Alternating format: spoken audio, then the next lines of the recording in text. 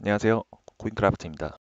지난 한 주 암호화폐 시장은 단순한 가격 변동을 넘어서 제도권 편입과 실사용 확장이라는 흐름을 뚜렷하게 보여준 한 주였는데요. 특히 XRP, 리플은 고래 매집, ETF 심사, 마스터카드 기반의 신용카드 출시, 그리고 국제 결제 송금망, 스위프트와의 테스트까지 연달아 터지면서 투기성 알트라는 꼬리표를 떼고 글로벌 금융 인프라 자산으로 변모하는 모습을 보여줬습니다. 여기에 이더리움과 솔라나도 기관 자금의 집중적인 유입으로 인해서 기업형 트레저리 전략, 즉 기업이 암호화폐를 자산으로 보관하는 것을 이야기하죠. 트레저리 전략의 무대에 올랐고 솔라나 RWA, 실물 자산 토큰화 시장이죠. 그리고 이더리움 주식의 토큰화, 전통 거래소 현물 진입과 같은 굵직한 소식이 터지면서 블록체인과 기존 금융시장의 경계를 허물고 있습니다.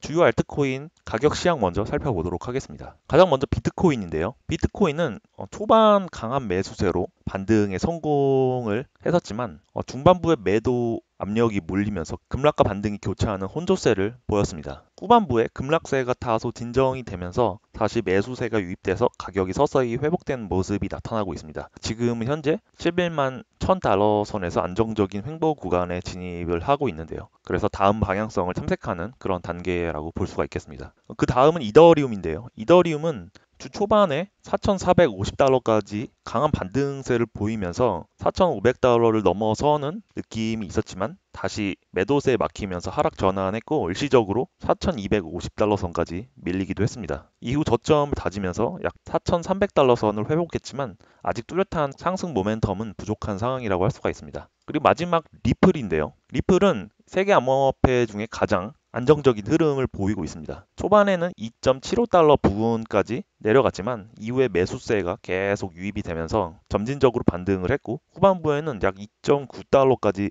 근접하면서 저항 돌파 시도를 이어나가고 있습니다. 종합적으로 보면 이번 주 시장은 비트코인의 변동성 확대, 그리고 이더리움의 약세 반등, XRP의 꾸준한 상승세라는 흐름으로 요약을 할 수가 있겠습니다. 단기적으로는 각 자산이 주요 지지선과 저항선을 어떻게 돌파하는지가 이번 주 시장의 핵심 변수가 될 전망입니다.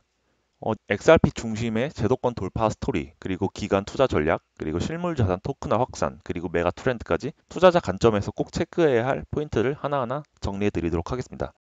XRP 고래 투자자가 약 3억 4천만 달러를 매수했다는 소식인데요. 최근 많이 시장이 흔들리는 가운데 XRP 고래들이 약 2주 동안 3.4억 개의 XRP를 추가 매집해서 보유량이 약 78억 개 이상으로 확대가 됐습니다. 일본의 구미 그리고 미국의 하이퍼스케일 데이터와 같은 기업이 합류를 했고 무엇보다도 10월 말부터 있을 XRP 현물 ETF 신청도 약 15개 펀드에서 진행 중에 있습니다. 주요 분석 업체에서는 2.8달러의 지지선이 무너지게 된다면 2.38달러까지 조정이 가능성도 언급이 되고 있기 때문에 이런 점은 유의해서 투자하셔야 할 것 같습니다. 이러한 흐름들은 단순히 고래가 매집을 하는 것이 아니라 기업이나 기관 수요, 그리고 현물 ETF의 기대감, 그리고 미국의 증권거래위원회 SEC와의 규제 불확실성이 해소가 되는데 이러한 세 개의 소식이 한 번에 동시에 작동을 하고 있음을 보여주고 있고 아직까지는 XRP의 분위기는 제일 좋다고 할 수 있고 강세 전환의 분기점에 서 있는 구간이라고 할 수가 있겠습니다. 그리고 두 번째는 XRP 기반의 마스터카드 신용카드가 출시된다는 소식이 나왔었는데요. XRP가 즉 리플이죠. 리플이 마스터카드 제미니와 손잡고 세계 최초의 XRP 신용카드를 내놓는다는 계획을 발표했습니다. 결제 즉시 XRP를 법정 화폐로 전환해서 사용이 가능할 것 같고요. 약 이 프로젝트에 7,500만 달러가 투입이 됐다고 합니다. 시사점으로는 이 ODL이라고 하는데 온디맨드 리퀴디티라고 해서 국경 간 송금에 사용되는 유동성 풀이 있습니다. 이 ODL에서 신용카드까지 확장이 되며 XRP가 실생활 결제 인프라로 연결이 되는 구조라고 할 수가 있고 이것은 단순한 소재가 아니라 스테이블 코인과의 경쟁 속 생존 전략으로 해석을 할 수가 있겠습니다. 그리고 계속 전달해 드리는 소식인데 미국의 증권거래위원회와 소송이 마무리가 되면서 XRP의 현물 ETF 승인 절차가 본격화가 되고 있습니다. 아쉽게도 8월 ETF 발표에는 승인이 연기가 됐지만 다가올 10월 말부터 11월까지 약 7개의 운용사에서 ETF 심사가 있습니다. 현재 이 환매 방식을 두고 증권거래위원 논의 중에 있고 가장 빠르게 10월달 말에 있을 그레이스케일의 승인 발표를 소식으로 줄줄이 승인 발표가 날지 않을까라는 긍정적인 생각을 하고 있습니다. 이더리움을 이어서 최초의 알트코인 ETF라는 상징이 크죠. 물론 최초의 알트코인은 아니죠. 이더리움이 먼저 상장을 했기 때문에. 하지만 이더리움과 비트코인은 결을 같이 하는 기축 통화로 자리를 잡았기 때문에 이젠 XRP도 그 뒤를 잇는다라는 상징이 있고, 이렇게 된다면 기관 자금이 유입이 되고 XRP의 거래량이 확대되고 그리고 변동성이 완화가 되는 흐름으로 이어질 수 있다라는 그런 긍정적인 메시지를 주고 있습니다. 그리고 네 번째는 국제 송금망이죠. 이 스위프트망과 함께 결제 테스트를 진행했는데요. 국제 표준 규약으로 알려져 있는 ISO 2002 기반으로 이 XRP 테스트를 진행을 하고 있습니다. 기존 송금이 5일 걸리고 수수료가 26달러에서 50달러가 걸렸던 이 송금 방식을 XRP 송금으로 4초 만에, 그리고 수수료는 0.01달러 미만으로 거의 무료에 가깝죠. 이렇게 개선을 할 수 있다는 것을 보여주고 있고, 스위프트망으로 연간 결제되는 자금의 양이 약 150조라고 합니다. 150조 달러라고 하는데, 이 중 단 1%만이라도 XRP를 거치게 돼도 약 1.5조 달러 규모의 수요가 발생하기 때문에 이 XRP의 가격 상승에는 이것만한 것은 없겠죠. 하지만 이 결제 송금을 모토로 하고 있는 암호화폐들이 XRP만 있는 것이 아니라 헤데라라든지 스텔라, 그리고 스테이블 코인과 같이 여러 경쟁 체인과의 이 속도 싸움이 변수라고 볼 수가 있겠습니다. 첫 번째는 이 리플 XRP가 그 리플 USD 스테이블 코인이죠. 이 리플 USD 스테이블 코인을 이 아프리카 금융 인프라에 나서고 있다라는 소식입니다. 이 아프리카가 금융 후진국으로 알려져 있고, 아프리카 성인 중에 대부분의 인구가 계좌를 가지고 있지 않은 인구이기 때문에 어떻게 보면 암호화폐 업체 입장에서는 이 아프리카가 블루오션이라고 할 수가 있는데, 이 리플 USD가 아프리카의 주요 결제 기업과 제휴하면서 본격적으로 확산을 준비 중에 있고, 이미 그 금액은 7억 달러를 돌파했다는 소식입니다. 송금이나 보험, 결제와 같은 이런 실질적인 수요가 높은 아프리카에서 자리가 잡는다면 리플의 생태계가 확산되고 리플 USD, 스테이블 코인의 성장이라는 두 마리 토끼를 잡을 수 있다라는 이야기가 될 수가 있겠죠. 그리고 계속적으로 이 리플과 결제 업체 간의 협업 소식이 들려오고 있는데요. 첫 번째는 리플 페이먼츠 데모를 공개를 했다는 소식입니다. 이 리플 페이먼츠는 리플 USD 스테이블 코인을 활용해서 약 50개국 송금, 그리고 실시간 환율 변환 결제 추적 기능을 제공하는 데모가 공개가 됐고, 그리고 두 번째는 리플과 이 튠즈라고 하는 핀테크 업체죠. 130개 국가에 핀테크를 제공하고 있는 이 튠즈라는 기업에 실시간으로 현지 통화 결제를 구현하는 제휴를 진행했다고 합니다. 국제 송금의 높은 수수료나 지연 문제를 해결하는 것이 목표라고 할 수가 있고, XRP는 글로벌 결제 인프라로서 활용성이 확대될 전망에 있고, 신흥국이나 후진국 중심으로 금융 소외계층 포용효과가 크다는 점에서 의미가 있다고 할 수가 있겠습니다.